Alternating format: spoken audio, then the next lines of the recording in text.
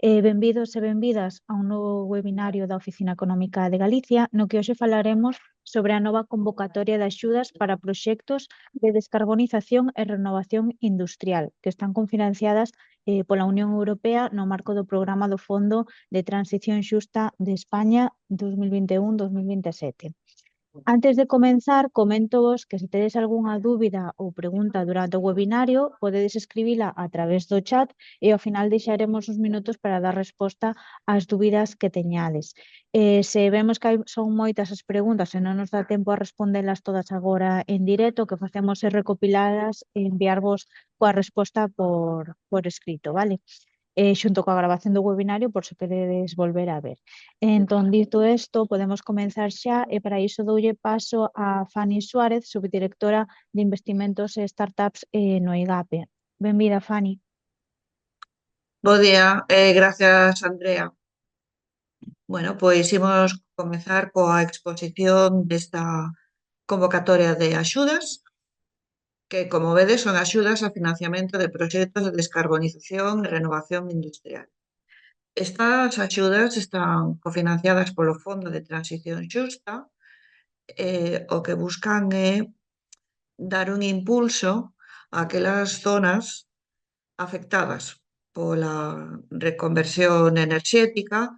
En concreto, na provincia da Coruña, o que ocorre que estas axudas van dirixidas a zonas, a comarcas e municipios determinados e concretos dentro da provincia da Coruña.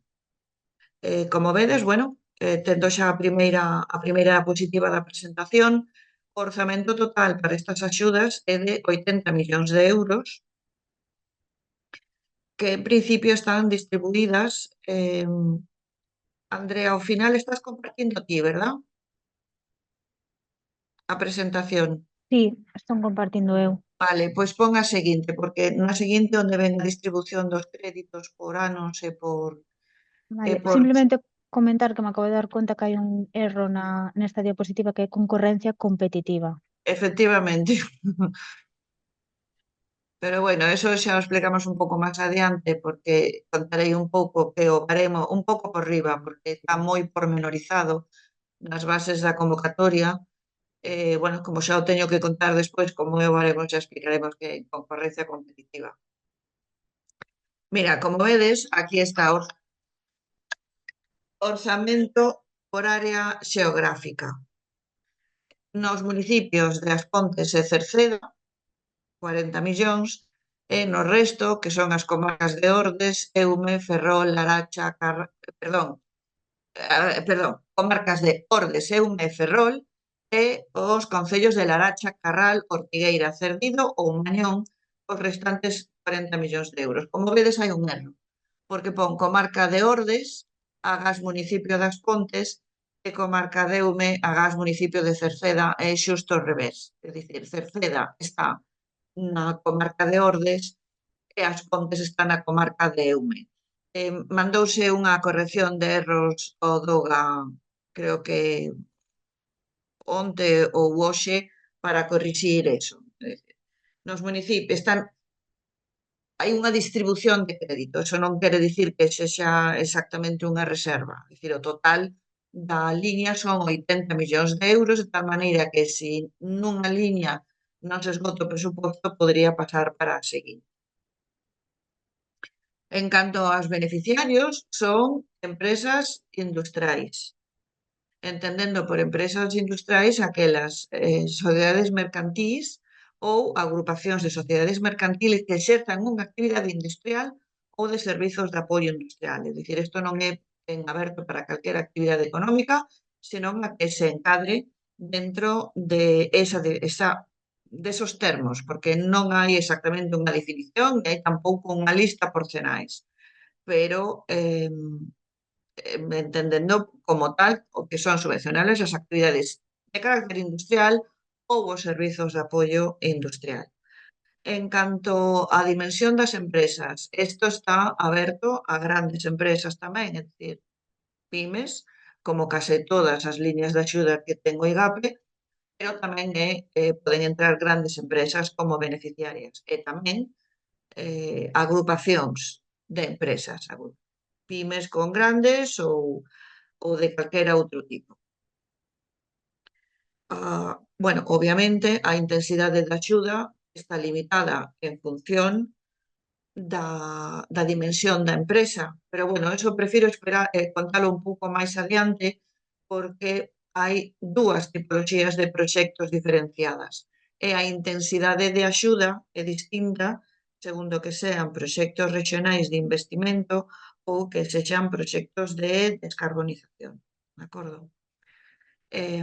Bueno, xa que están aquí os conceptos subvencionables, pois mencionámolo tamén, que son a adquisición de terreos. Nesta liña de axudas admítese como subvencionable a compra de terreos, pero está limitado a un máximo do 10% do investimento subvencionable. A obra civil e outros conceptos inmobiliarios, é dicir, isto tanto construcción como adquisición de obra nova ou usada, ou reformas e maquinaria, bens de equipo, hardware e software. Se podes pasar, Andrea.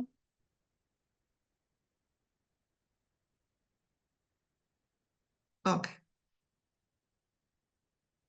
Bueno, como vos dicía, hai dous tipos ou dúas tipoloxías de proxectos diferentes. Vale? Unhas son os grandes proxectos de investimento, que son proxectos regionais de investimento localizados nesos territorios. Bueno, categorías. Proxecto regional de investimento é unha categoría, a categoría 2A está no artigo 5, categoría 2A, ou a 2B, que é proxecto de descarbonización ou de protección do medio ambiente. O importe mínimo de investimento subvencionable é igual para as dúas categorías, son 10 millóns de euros. Non hai límite, pero o investimento máximo subvencionable son 110 millóns de euros. Quero dicir, por encima de eso non se subvenciona. O proxecto pode ser máis grande, pero o importe en canto a aplicación da intensidade da axuda limítase a 110 millóns de euros. E, por outra banda, tamén hai unha subvención máxima por proxecto que son 30 millóns de euros. Os proxectos teñen que supoñer necesariamente a creación neta de emprego. No caso de PEMES, polo menos un posto de traballo, e no caso de grandes empresas, 5 postos de traballo. Pasa, Andrea. Vale. Ben, aí estamos. Como vos dicía antes, hai dúas tipoloxías ou dúas modalidades de proxecto, entón a intensidade de axuda depende tamén do tipo de proxecto, ademais do tamaño da empresa. Nos proxectos regionais de investimento, as pequenas 35%, as medianas 25% e as grandes o 15%. E no caso dos proxectos de descarbonización ou protección do medio ambiente, chamadelle como queirades, 32,5 para pequenas, 27,5 para medianas e 22,5 para grandes. Bueno, aí ven unha aclaración que no caso de proxectos de máis de 55 millóns de euros aplícase tamén o que se chama importe axustado da axuda, que mediante unha fórmula limítase o importe da subvención non da intensidade, é dicir, a intensidade mantense, pero o importe máximo é o resultado de aplicar unha fórmula sobre o importe subvencionable que supere, bueno, para a totalidade do proxecto, pero no caso de que o proxecto supere os 55 millóns de euros. Bueno, o prazo de execución como máximo será o 30 de setembro de 2029. Hai 3 meses para presentar a solicitude, é dicir, ata o 30 de abril, se non me equivoco, non? Febreiro, marzo, abril, ata o 30 de abril do 29, perdón, do 26, para presentar a solicitude de axuda.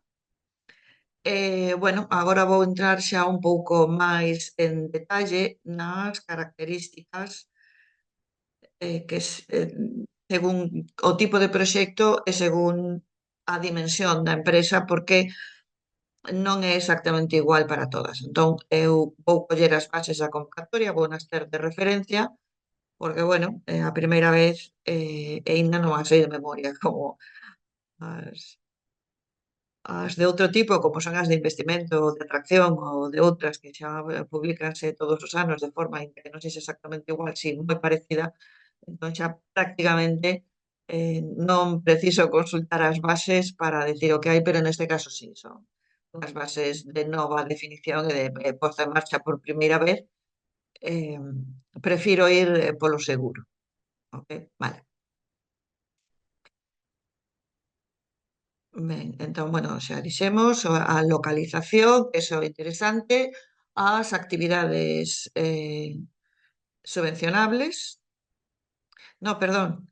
Falamos das características das entidades solicitantes, que teñen que ser empresas industriais, pero non das actividades subvencionables, vale?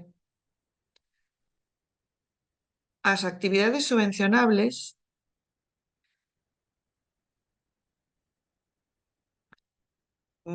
vale, poderán ser obxecto de axuda todos os proxectos pertencentes tamén a actividades industriais e aos servicios de apoio industrial, pero con certas excepcións, vale? Bueno, bueno, aí fala do regulamento de transición xusta, tal, pero coincide basicamente cos que están no regulamento 651, que son as actividades em, que teñen que ver coa agricultura, gandería pesca,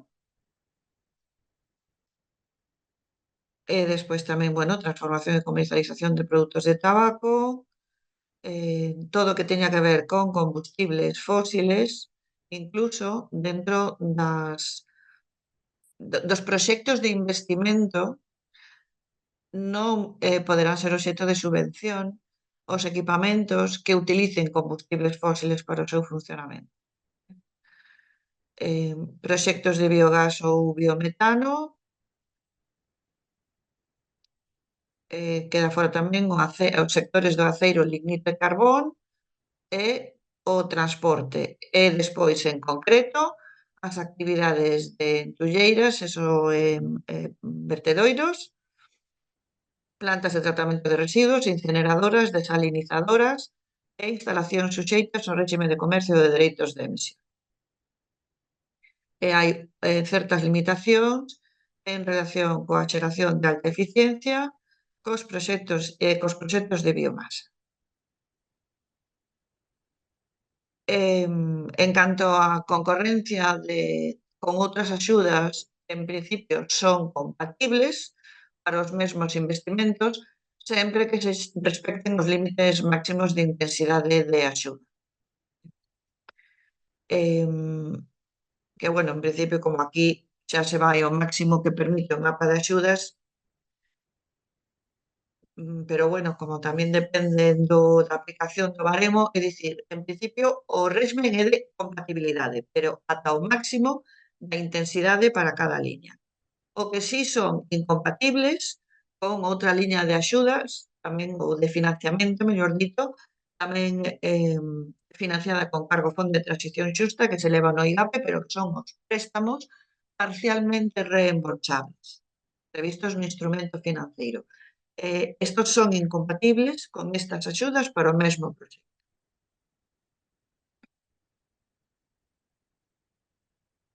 Vale. Bueno, entón, imos falar agora un pouco de cada tipo de proxecto. A ver, o proxecto regional de investimento é un proxecto de investimento que tense que corresponder con creación dun novo establecemento, ampliación de capacidade, diversificación da produción ou transformación fundamental. Hai que ter en conta que as grandes empresas, cando se trata, o proxecto ten que corresponder con un investimento inicial en favor dunha nova actividade económica na zona de que se trata. Vale? É dicir, para que se subvencionen os investimentos non na tipoloxía de descarbonización, sino na tipoloxía de investimento rexional, ten que ser para unha nova actividade económica desa gran empresa. E a nova actividade ten que entrar nunha categoría de CENAE distinta. É dicir, non vale que cambie un único díxito, senón que ten que ser realmente unha actividade diferente.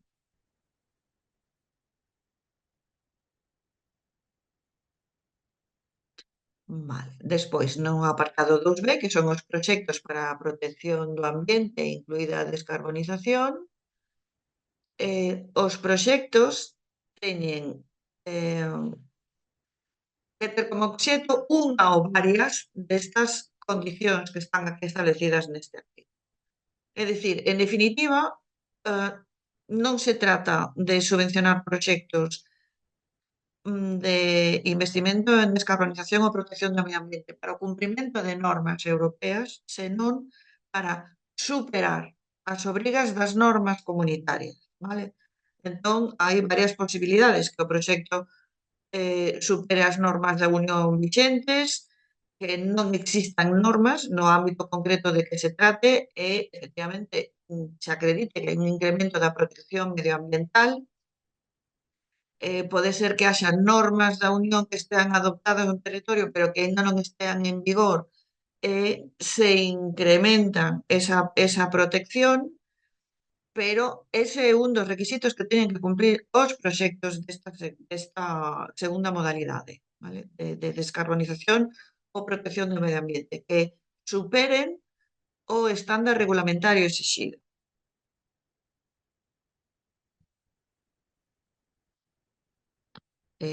Bueno, igualmente, aquí estamos cos límites do investimento, mínimo 10 millóns, máximo 30 millóns de investimento.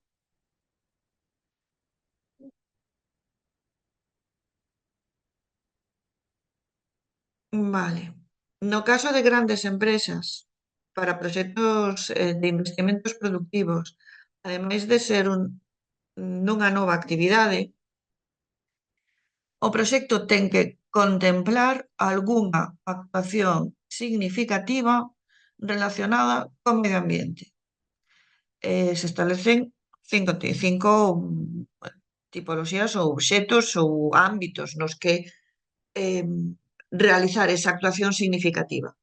Que son descarbonización ou reducción de consumo de enerxía, produción de enerxías renovables, fabricación de componentes para enerxías renovables, economía circular ou actuacións de conservación do entorno, ben sexan masas de agua, conservación da natureza ou protección da biodiversidade.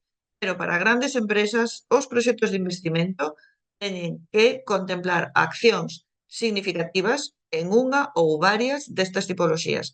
Eso non quere dicir que o proxecto teña que ter esa finalidade, é un proxecto industrial de investimento, pero ten que contemplar realizar actuacións en un ou varios destes campos que teñan significado, é dicir, que sexan que teñan impacto. Vale?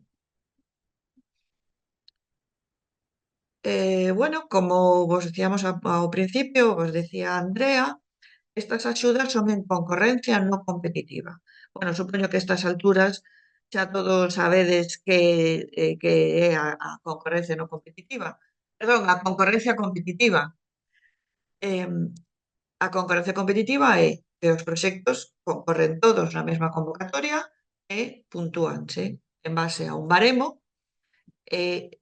según o presuposto orzamento disponible para a concesión de axudas, concédense axudas os que teñan unha puntuación maior ata o esgotamento. Si dá para todos ben, e se non hai unha puntuación mínima, agora imos tratar o tema do baremo.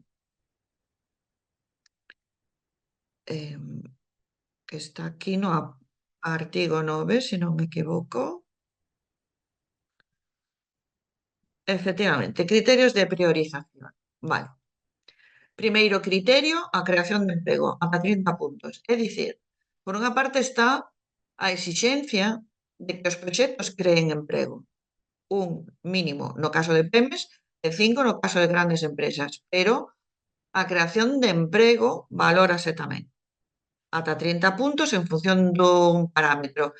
A ratio entre investimento e número de empregos a crear, traballadores de máis de 25, traballadores mozos entre 18 e 30, postos de traballo a cubrir por mulleres, por persoas con discapacidade e utilización das bolsas de emprego das zonas de transición xusta.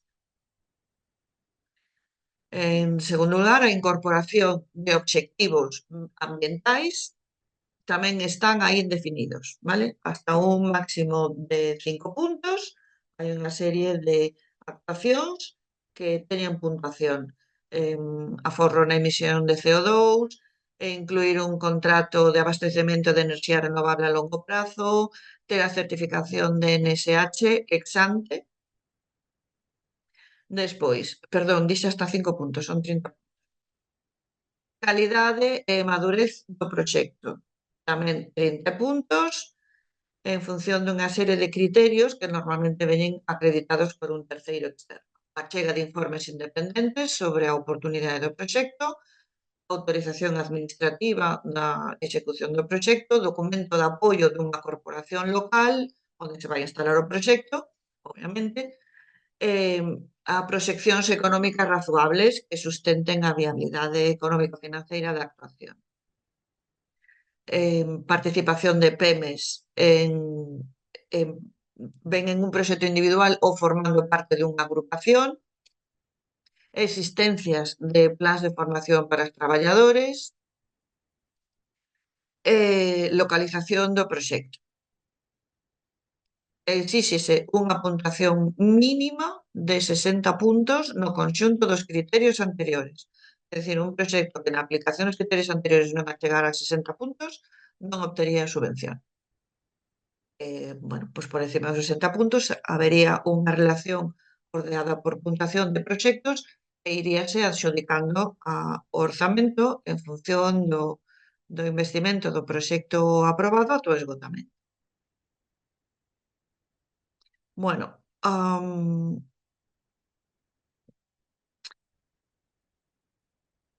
penso que non vou contar máis detalles das bases por unha razón. A ver, estas bases son complexas, vale? Complexas porque teñen unha regulamentación moi pormenorizada, sobre todo na parte que está referida ao apartado dos proxectos de descarbonización ou de protección do medio ambiente. Hai unha serie de regulacións que son de aplicación, unha serie de criterios ou de documentos que se exixen para a presentación, que, bueno, na miña opinión, entrar en todo eso agora o único que vai facer é, creo que, crear un pouco de confusión.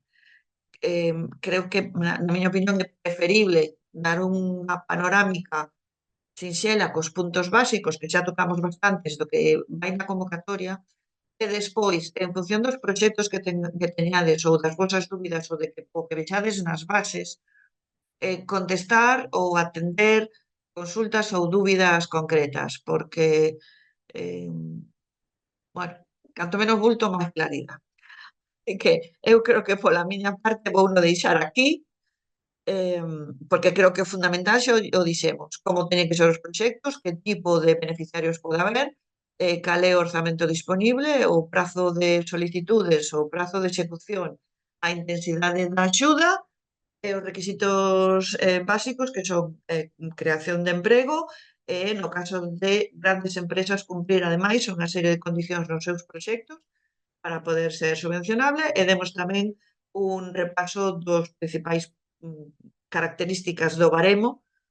Creo que con isto é suficiente. Así que agora creo, Andrea, damos paso ao turno de preguntas. Sí, moitas grazas, Fanny.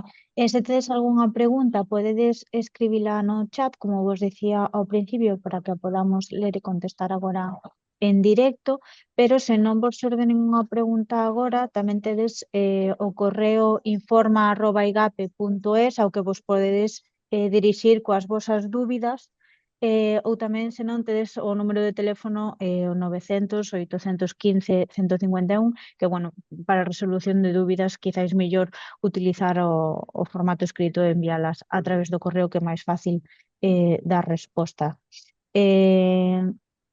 De momento non hai dúbidas, entón que saibades que vos vamos a enviar. Bueno, Que pois están poden pasar dúas abrumados. cousas. Unha, que o expliquei tan ben que non hai dúbida ningunha, ou outra, que é todo tan complexo que a xente di, bueno, vouno pensar e despois xa preguntarei. De todas formas, eso, como les decía, vamos a enviarvos a grabación do webinar e a presentación con esas modificacións que comentábamos agora en directo. E nada, non sei se queres resaltar algo máis, Fanny, se non deixámolo por aquí. Non, eu en principio non. Vale, Creo que xa está. Así, genial. como primeira impresión ou como primeira pincelada de en que consisten para levarse unha idea xeral de que van, en definitiva, penso que é suficiente. E se non, pois xa sabedes onde estamos. Vale, genial. Recordovos tamén que na páxina web da Oficina Económica de Galicia, no apartado de eventos, tedes toda a programación dos webinarios que celebramos como este e outros máis que se van a celebrar nas próximas semanas. Así que se queredes botar un vistazo e inscribirvos no que máis vos interese, pois perfecto tamén. Entón, deixámoslo xa por aquí. Moitísimas grazas, Fanny, pola presentación. Moitas grazas a todos os que vos conectachedes a esta sesión. Nada, que desexarvos a todos que teñades un bo día. Vale, Hasta logo. igualmente. Chao, un saúdo. Chao.